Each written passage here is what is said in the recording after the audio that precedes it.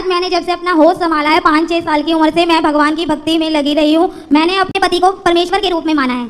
और गुरुजी, मेरा प्रश्न ये है कि भक्ति करना इतना बेकार है कि मेरी भक्ति से मैं गुरु महाराज एक दिन मुझे ऐसा लगा मैंने भगवान से उनके दुख मांगे हैं कि भगवान आप मुझे अपना जितना आपका दुख है मुझे अपना दुख दीजिए। कौन आप सभी चैनल को सब्सक्राइब कर लीजिएगा।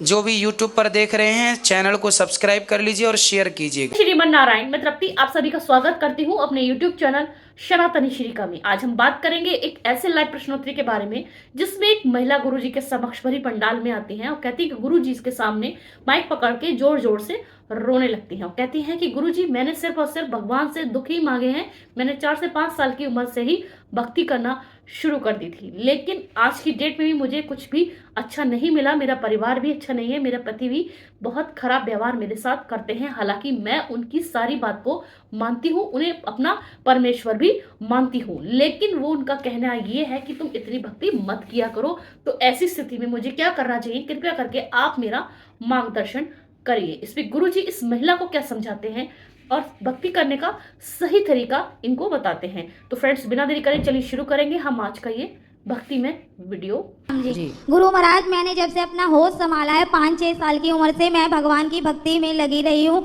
मैंने अपने पति को परमेश्वर के रूप में माना है। और गुरुजी, मेरा प्रश्न ये है कि भक्ति करना इतना बेकार है कि मेरी भक्ति से मैं गुरु महाराज एक दिन मुझे ऐसा लगा मैंने भगवान से उनके दुख मांगे हैं कि भगवान आप मुझे अपना जितना आपका दुख है मुझे अपना दुख दीजिए। कौन? भगवान का दुख? भगवान जी। गुरु महाराज, मैं आपके भगवान जी का कोई दुख है ही नहीं। गुरु महाराज, हो या ना हो मुझे नहीं लगन थी। मैंने जब से अपना होश संभाला है मैंने उनके दुख मांगे गुरु महाराज जी। अच्छा है, आप अच्छे भक्त हैं कि भगवान का दुख ही मांग लेते हैं। गुरु महाराज जी, एक दिन ऐसा हुआ कि मेरे ना सर पे किसी ने 2 डंडे मारे और मैं गुरु महाराज मैं मर गई। मतलब मुझे ऐसा लगा मैं इस दुनिया की नहीं हूँ। सपने में?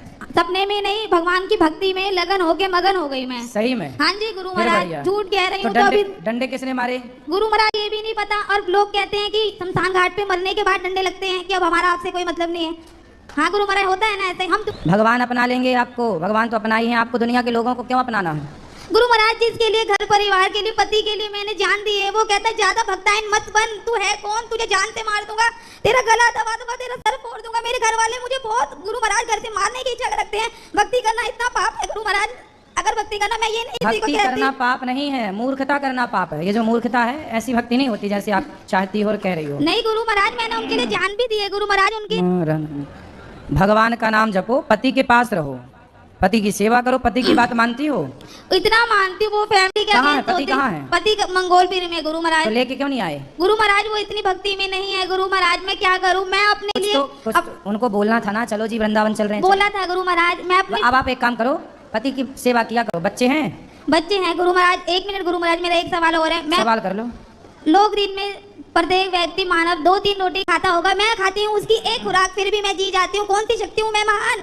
आप बताइए गुरु महाराज, मैं कौन सी शक्ति हूँ? आप ईश्वर अंश हैं, ईश्वर अंश जीव। गुरु महाराज, यहाँ तो मीरा वाला हाल मेरे साथ हो रहा है। मीरा जी को तो भगवान ने स्पेक्ट कर लिया, तो मुझे तो कोई स्पेक्ट नहीं कर रहा गुरु महाराज। करेंगे भगवान?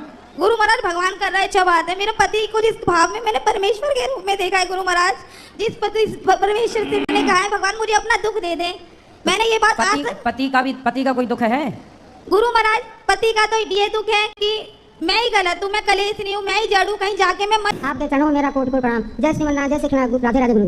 गुरुजी, मेरा एक प्रश्न है कि जैसे हमारे यहाँ शालिग्राम भगवान 1 थे और हम 1 लेके तो 2 हो गए, तो कहते हैं कि समान संख्या में नहीं रखना चाहिए। तो जी हम वहाँ से काफी सुना से 3 हो गए, तो क्या 3 नहीं रखना चाहिए? शालिग्राम भगवान सम संख्या में 2 नहीं रखना चाहिए, विषम संख्या में 3 नहीं रखना चाहिए। तो गुरुजी हमारे पास 3 है, तो क्या करेंगे? इसके आगे फिर आप रख सकते हैं। एक और रख सकते हैं, एक और रख सकते हैं। शालिग्राम भगवान है, सेवा पूजा करती रहिए। सेवा पूजा हमारे रोज होती है। ठीक है गुरुजी, राधे राधे जी। जय श्रीमन नारायण। जय श्रीमन। गुरुजी, हम सूची जनपद रायबरेली से हैं। हम आपसे 3 साल से जुड़े हैं गुरुजी। तो आपके जुड़ने के बाद काफ़ी बदलाव आ गया। हमारे 2-3 प्रश्न हैं जो हम आपसे जानना चाहते हैं। गुरुजी, ये भगवान के विवाह 16,108 हुए थे। ठीक है। तो एक विवाह जो और हुआ था राधा जी का, वो इसमें क्यों नहीं गिनती किया जाता, जबकि 16,109 हुए उनके विवाह राधा जी का लेकर? लेकिन बताया हम लोगों को 16,108 जाता है। 16,108 विवाह हुए भगवान के द्वारिका में जी। तो जो द्वारिका में हुए विवाह उनकी गिनती है 16,108, और जो यहाँ विवाह हुए हैं वृंदावन में, उन वृंदावन के विवाहों में राधा रानी से विवाह हुआ जी। तो इन विवाहों की गिनती नहीं है। यहाँ जो विवाह हुए हैं वो राधा जी से हुआ है। जब ब्रह्मा जी भगवान के ग्वालवाल और बछड़ों को चुरा कर ले गए, तब हर रूप में, हर ग्वालवाल के रूप में भगवान ही थे। तो गुरु जी हर रूप में भगवान ही थे, तो हर गोपी से जो विवाह हुआ वो भगवान का ही विवाह हुआ। तो भगवान के बहुत विवाह यहाँ हुए, उनमें एक राधा जी से हुआ। तो जो यहाँ के विवाह थे वो द्वारिका के विवाह से अलग थे। गिनती 16,108 द्वारिका के विवाहों की है, यहाँ के विवाहों की गिनती अनंत है। जी गुरु जी, हम लोगों को हमारे पाप और पुण्यों का फल जो है बराबर मिलता है, तो हमारे पुण्य का फल इंद्र भगवान को क्यों दिया जाता है, जबकि इनकी पूजा हमको नहीं करनी चाहिए? पूजा करने के बाद पुण्य का फल इंद्र को नहीं मिलता। पूजा करते हैं तो एक नियम होता है कि आसन के नीचे जल छोड़ के इंद्राय नमः बोलना पड़ता है। इंद्र की पूजा के लिए क्यों कहा जाता है? पूजा के लिए नहीं, केवल इंद्र का स्मरण करके, ताकि ये विधान है। जी तो आप इतना कर लिया करिए, अच्छा है, तो नियम है। जैसे हम कोई हवन करते हैं तो उसमें हम स्वाहा के बोलते हैं, क्या हम सभी देवताओं को उसमें जलाते हैं? सर स्वाहा का मतलब जलाना, क्योंकि केशवाय नमः स्वाहा, जैसे माधवाय नमः स्वाहा। अग्नि की पत्नी है स्वाहा। जी अग्नि की पत्नी का नाम क्या है? स्वाहा। स्वाहा, जी। इसलिए स्वाहा बोला जाता है। जी राधे राधे। राधे राधे। प्रणाम। जी। राधे राधे गुरु जी, मेरा क्वेश्चन था ना कि माइक पास में लो। मेरा क्वेश्चन था ना कि जैसे हम भगवान का आराध्य करते हैं तो क्या हमें श्री जी मिल जाएंगे या फिर शक्ति का उपासना करना हम लोगों के लिए बहुत जरूरी होता है?